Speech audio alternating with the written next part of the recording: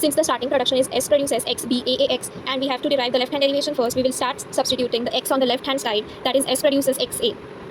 And we will substitute the remaining according to the given grammar to produce the string.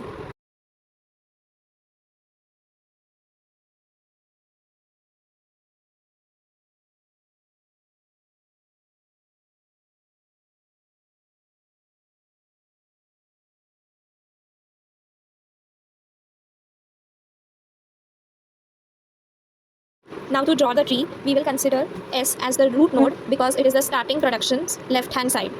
And it produces X, B, A, X, hence those will be the child nodes. Now X will produce X and A, and again X will produce epsilon. Similarly, X will produce X and B, again X will produce X and B, and X will produce epsilon.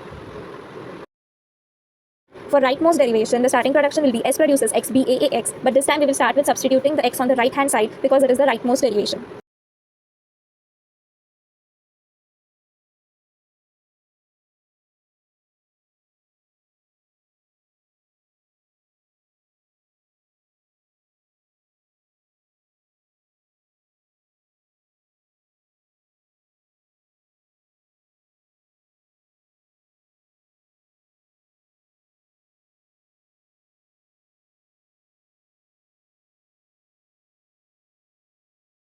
The rightmost derivation tree will be exactly the same like the leftmost derivation tree.